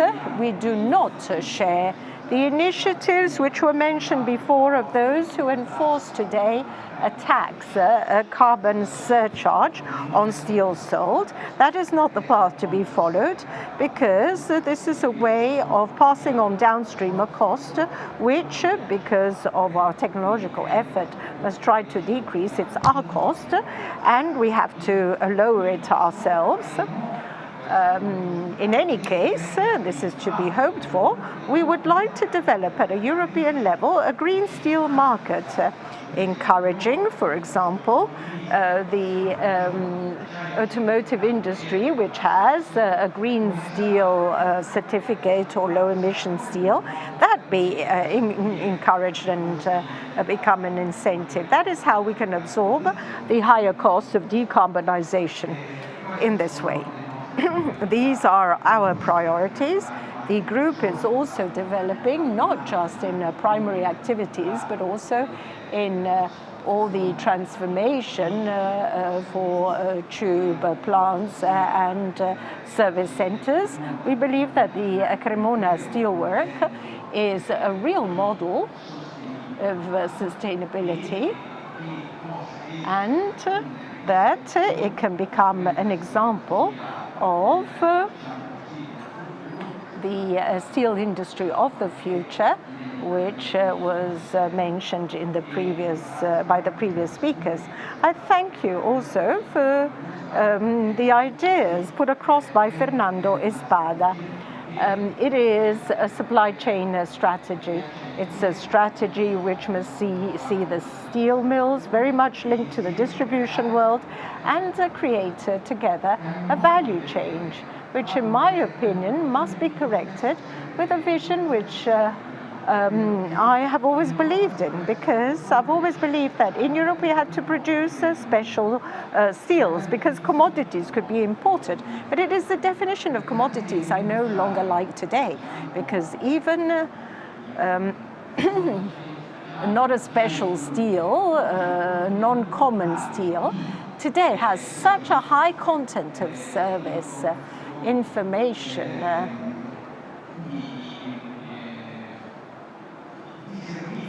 and services which it brings in its wake, that we can no longer define it as a commodity, because the commitment we undertake to manage the warehouse and for the transformation in order to allow them to keep their stock levels low, because we provide this with a just-in-time system. This is no longer a commodity product. As a chemical analysis, it's a commodity, but behind it there's a great investment in software, supply chain information, which dramatically links the world of fuel to that of transformation. Mario, thank you very much. Mr. President. It was a pleasure to have you here. Thank you so much. I also wish to thank Giampiero Benedetti, Fernando Espada, Barbara Beltrame. I wish to thank you all for having followed us. Please convene here at 5:30. We will award a prize to the 3 stands which are the most special for the Made in Steel 2021 edition. Thank you very much.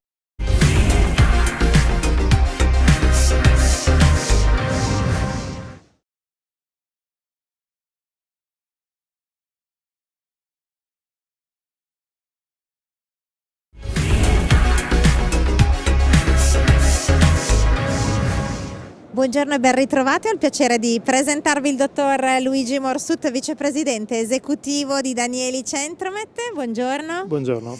È stato un po' il tema, no, principale dell'edizione 2019 di Made in Steel ed è uno degli argomenti cardine di cui si sta discutendo anche in questi giorni proprio qui a Fiera Milano Oro, la sostenibilità che ormai è legata a doppio filo con le performance produttive, con quelle anche economiche delle aziende della filiera. Il gruppo Danieli è tra i principali impiantisti al mondo per la siderurgia e questo lo sa bene, lo sta mettendo sul piatto i propri 50 anni di esperienza proprio per rispondere alle nuove richieste dell'acciaio, e il vicepresidente Morsut al settore metallurgico sono applicati limiti sempre più restrittivi all'uso delle risorse naturali, alle emissioni, parliamo di produzione di rifiuti, agli impianti acustici. Qual è la risposta del gruppo Danieli? Beh, è vero, le restrizioni stanno via via aumentando, stanno crescendo ovunque, ma noi in Danieli siamo convinti da sempre che la competitività passa anche attraverso l'uso appropriato e ottimizzato delle risorse. E quindi abbiamo da tempo, ci siamo organizzati con delle divisioni specializzate per far fronte a questa domanda. Per esempio il trattamento fumi, dal design ottimizzato al contenimento dei rumori, all'abbattimento delle polveri, al recupero calore dai fumi esausti, oppure il ciclo completo del trattamento delle acque, che in altri paesi, ovunque adesso, ma in passato in paesi dove l'acqua è una risorsa molto più critica, certamente è un valore da preservare al massimo. E poi il risparmio energetico. Il risparmio energetico passa attraverso l'uso intelligente e ottimizzato delle varie risorse, anche quelle minori. Pensiamo, non so, a un motore, di una pompa, di un ventilatore, utilizzarle in conformità alle vere necessità e non sprecandole, utilizzando degli inverter per dire al posto delle partenze start-stop per i tecnici, e con dei software intelligenti, noi li chiamiamo QGenius, il nostro prodotto. Ecco, anche questo contribuisce a preservare le risorse sempre più limitate. Poi nello specifico dell'acciaio, perché entriamo nel merito, no, della tecnologia, abbiamo una divisione che si chiama Danieli Centro Recycling, la quale nel tempo si è costituita un know-how importante anche attraverso acquisizioni di marchi storici e quindi del relativo know-how. Non so, la Henschel in Germania, la Lynx in Inghilterra, la Riverside negli Stati Uniti.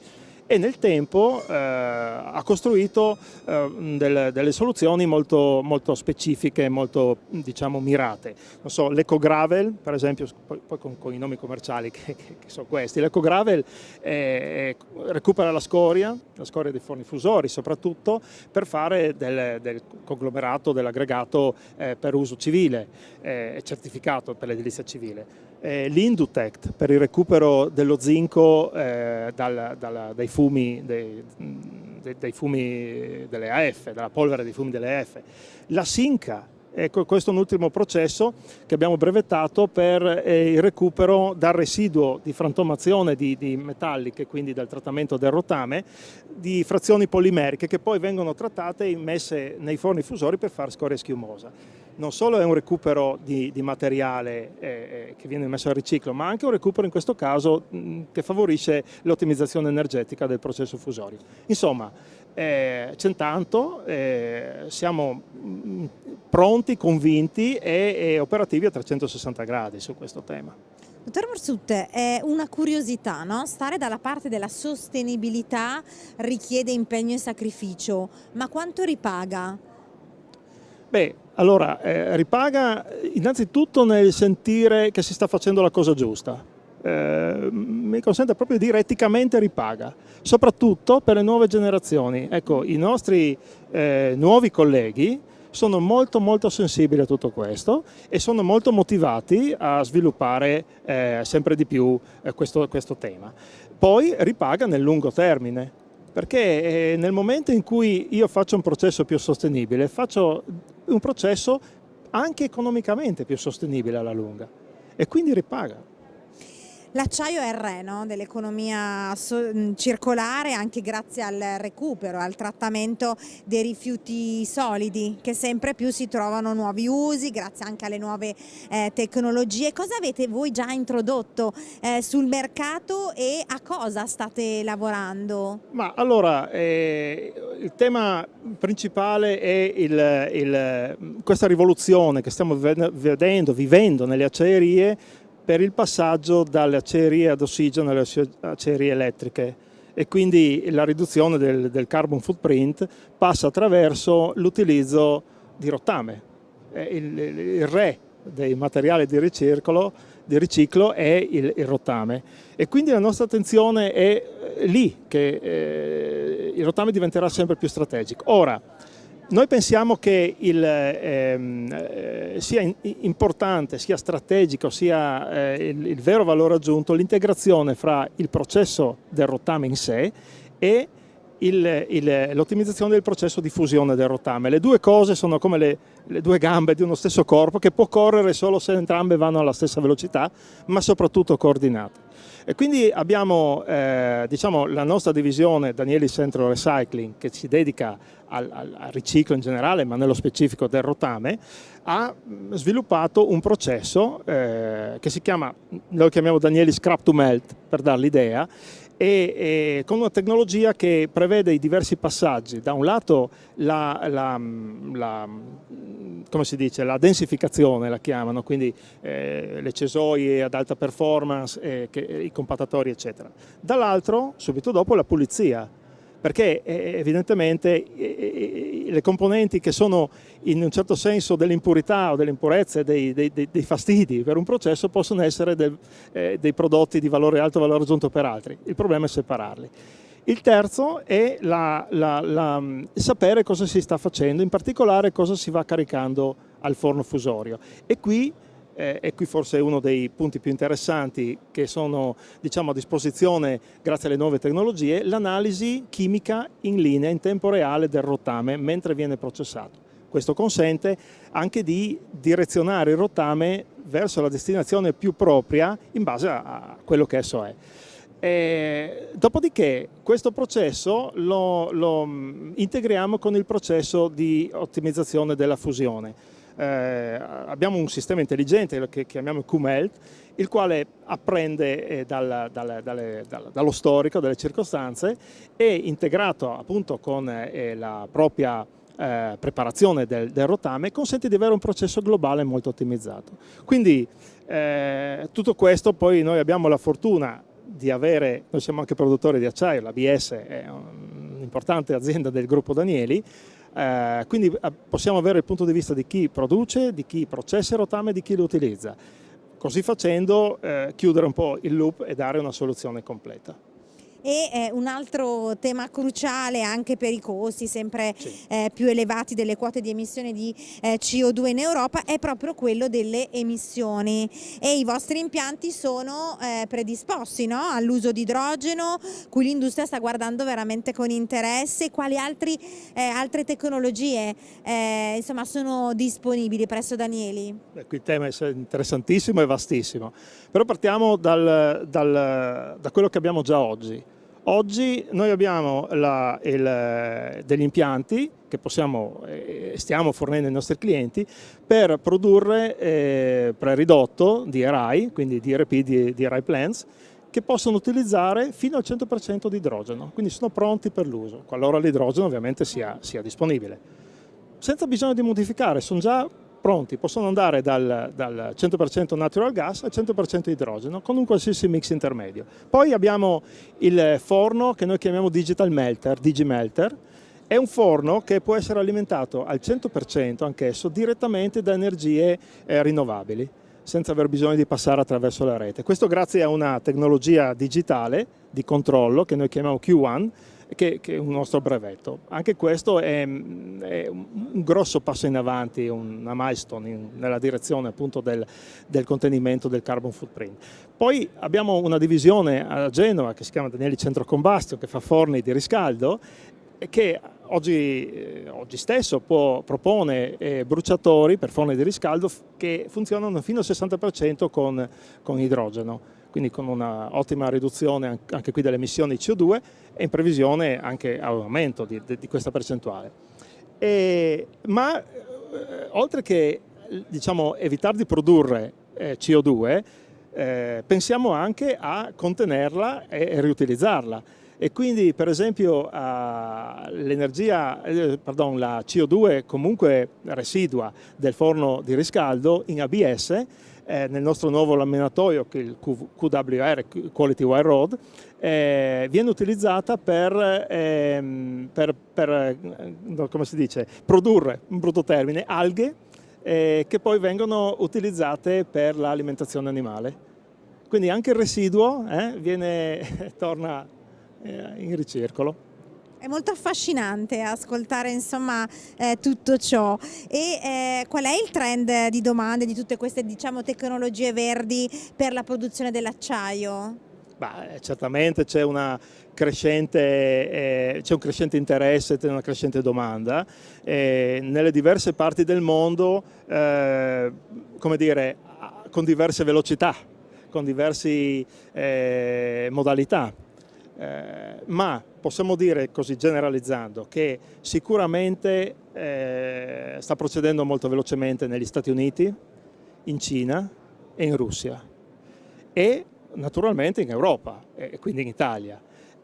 Qui in Europa ci sono tantissimi progetti ancora nella fase preliminare, ma contiamo che nei prossimi mesi si concretizzeranno in gran numero e sono progetti tutti interessanti, molto interessanti. E in Italia, se escludiamo Taranto per un momento, ecco, è un mercato che si basa sul rottame e quindi sul riciclo, già di sé un recycling attuato. Il rottame sarà uno dei temi ovviamente del futuro, perché la disponibilità e la qualità sarà, qualora dovesse diventare esso l'unica fonte, il sostituto del minerale, ecco, questo è un tema.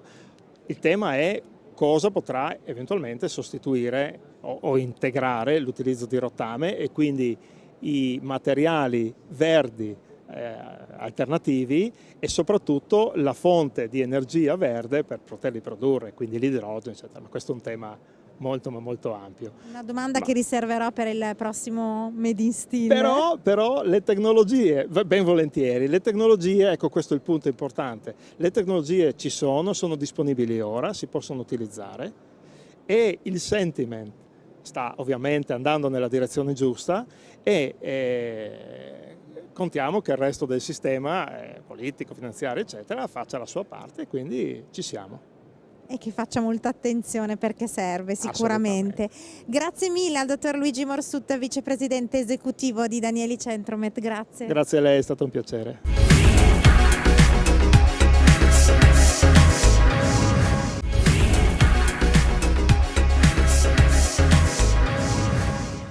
Buongiorno e benvenuti a questo appuntamento. Protagonista quest'oggi il dottor Gianpietro Benedetti, presidente del gruppo Danieli, benvenuto. La ringrazio, buongiorno a tutti. E Danieli è tra i maggiori produttori a livello mondiale di macchine e di impianti per l'industria metallurgica e siderurgica. Gianpietro Benedetti ne è proprio il presidente. Siamo al primo giorno di Made in Steel, il primo evento internazionale in presenza per la filiera dell'acciaio dopo oltre un anno di isolamento. Che atmosfera si respira qui a Milano Fiera Rho? Si respira un'atmosfera oggettivamente positiva, c'è la voglia di fare, di correre, di andare avanti, quindi bene. Il Rinascimento è una buona espressione, stiamo costruendo un modello antropologico di rivincita e di sviluppo. E infatti, insomma, protagonista, no? È proprio il Rinascimento che dà poi anche il titolo a questo evento. Ritiene che l'acciaio stia davvero attraversando un segnale di ripartenza? Visto la tenera età che ho vissuto parecchi up and down, che è caratteristica della volatilità del nostro lavoro. Ogni volta che è up, tutti quanti sorridono, alzano lo sguardo, guardano in avanti convinti con un futuro felice. Quando è down, un pianto generale, lamenti e così via. Diciamo che in questo caso siamo stati alla fine del 19 e la parte down era iniziata. Per un periodo la tragedia Covid l'ha accelerata, ma oggi direi che la conseguenza, il rinizio, il periodo boom, stiamo vivendo il periodo boom, è stato riavvicinato. Quindi la tragedia Covid di fatto, dal mio punto di vista, ha accorciato il periodo down che era iniziato. L'ha accorciato, e per il futuro? Per il futuro, se lo sapessi farei un altro mestiere. Comunque con i fondi che i vari paesi hanno dedicato al rilancio, eccetera, eccetera, eccetera, è presumibile che per il 22 il periodo non ottimo ma buono continui, dipenderà dalla politica americana ed europea per raffreddare l'inflazione, e con l'infreddamento dell'inflazione se si ingenererà anche un raffreddamento dei consumi. È tutta una cosa da vedere, che comunque deve essere fatta per calmierare il costo di denaro, che in un paese che ha 2.000 miliardi di debito, ogni 1% corrisponde grosso modo a un aumento di costi, tasse o indiretti di 1.500 euro all'anno per ogni persona che lavora.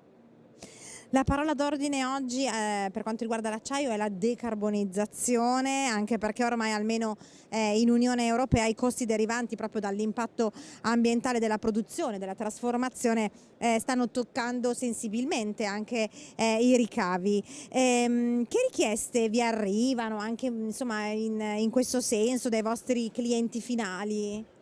Diciamo che in questo momento il tema è trendy, ok? Come tutti i momenti trendy, in parte anche ci sono delle esagerazioni. È chiaro che tutti quanti abbiamo compreso e prendiamo la responsabilità di andare verso il net zero, ridurre per il 2030 al 50% e andare nel 2050 al zero, ma evidentemente bisogna ben organizzare, fermo tutto, sono a zero, ok? No, non bisogna fermare, bisogna trovare un giusto equilibrio ragionato che va assieme alla decarbonizzazione anche con il cambio degli impianti, l'inserimento di nuove tecnologie, eccetera. È chiaro che l'Italia, essendo prevalentemente un'industria siderurgica elettrica, è green per natura. Quindi noi rispetto a un integrato produce dai 2,3 ai 2,5 tonnellate di CO2 per ogni tonnellata di acciaio. Le acciaierie elettriche ne producono 0,35 e 0,38, cioè noi siamo...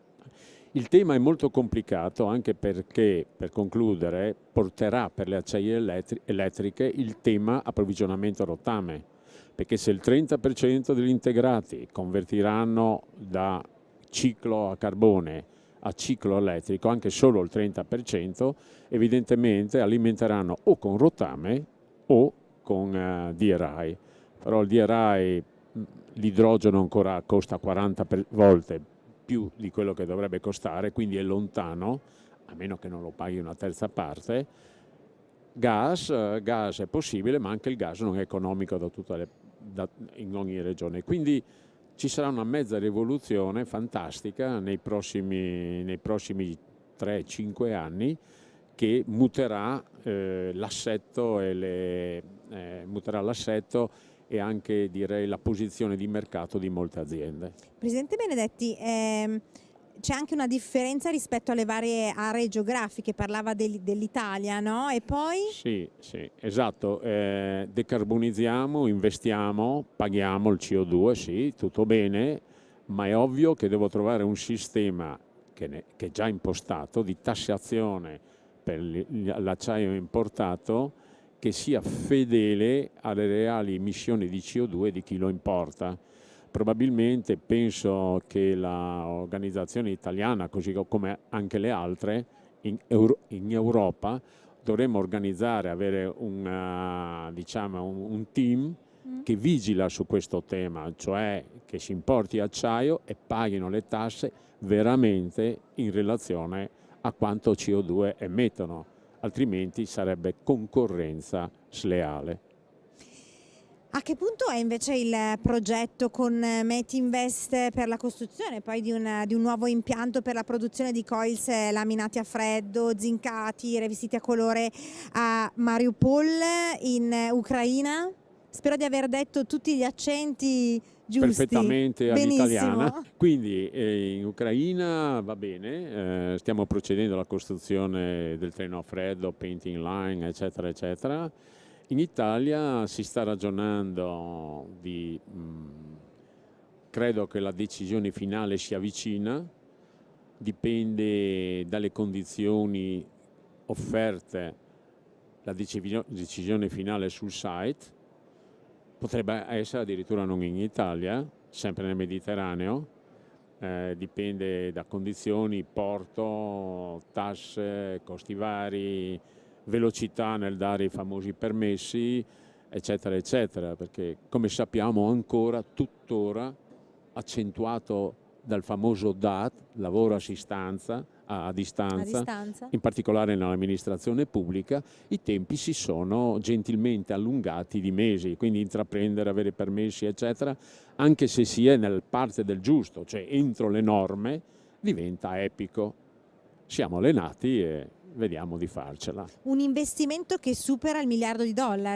Dove? No, in Italia no, in Ucraina sì. In Ucraina? In Ucraina sì, in Italia penso che si aggirerà oggi sugli 800 milioni di euro. Beh, insomma. Però deve essere un impianto state of the art, eccetera, eccetera, eccetera. E sempre con Metinvest state collaborando anche sul nuovo piano di impianto in laminazione, questa volta a Trieste, scusi, e nei mesi scorsi ha parlato proprio di una capacità produttiva di 2,5 milioni di tonnellate di un valore circa di 700 milioni di euro. Oggi può confermare, insomma, questi numeri, sono stati fatti passi in avanti? Sì, mi riferivo a questo, che da 700 credo saranno 800, ma questo lo sa il cliente, io non sono il cliente, sono il fornitore degli impianti, auspicabilmente. Sì, il progetto sta andando avanti e riteniamo che entro l'anno ci sarà una decisione definitiva di dove appunto farlo. Piombino, invece il futuro di JSW Steel Italy è in stallo. La vostra proposta per un impianto di produzione di DRI in consorzio proprio con altri gruppi dell'acciaio è ancora sul tavolo? Direi di no. No, perché probabilmente Piombino ha una vocazione turistica, intraprendere un'attività a Piombino ha delle sue peculiarità che potrebbero essere oltremodo poco attraenti per un impianto di riduzione diretta. Quindi l'idea con dei colleghi italiani, che non è una nostra idea, è un'idea nata insieme ad altri colleghi italiani, che guardando un momentino più lontano, next generation diciamo, vedono il problema del rettame che esiste con la decarbonizzazione e quindi mentre i siderurgici integrati a carbone stanno chiedendo all'Europa contributi per il cambio degli impianti, contributi per gli extracosti se costerà di più, probabilmente ritengo che i siderurgici italiani o comunque elettrici europei dovrebbero in squadra, in team, fare delle proposte all'Europa per avere un parallelismo di sovvenzioni, di aiuto sia nei costi sia negli investimenti, per installare da qualche parte nel Mediterraneo, dove sarà più conveniente, degli impianti di riduzione diretta per calmierare il costo del rottame e quindi bilanciare la nuova competitività che gli integrati supportati avrebbero nei confronti degli elettrici. Tra l'altro a luglio anche il gruppo Feralpi aveva fatto capire il proprio interessamento. Sì, direi che ci sono più di un collega italiano interessato a partecipare a un eventuale impianto di riduzione diretta da 2,5 milioni di tonnellate espandibile. Presidente Benedetti, abbiamo detto proprio all'inizio, no, di questo incontro di quanto sia bello poi ritrovarsi in un Made in Steel diverso nel 2021, può essere un po' lo specchio anche del futuro dell'acciaio in questa ripresa? Sì, certo, oggi dagli stand stessi lei vede che gli stand, se mi ricordo bene, rispetto all'ultimo Rispetto al meeting, 2019? Sono più vivaci, più colorati, ci hanno messo più impegno, vedo, tutti quanti. C'è più voglia. Più voglia e quindi vogliono danzare sul palcoscenico dell'attività dell'acciaio, una danza sostenuta e allegra, invocando la pioggia degli ordini che dovrebbero arrivare nei prossimi mesi. Grazie mille al Presidente del gruppo Danieli, Gian Pietro Benedetti, per questa intervista. Grazie. Grazie per la gentilezza e tante cose. Grazie.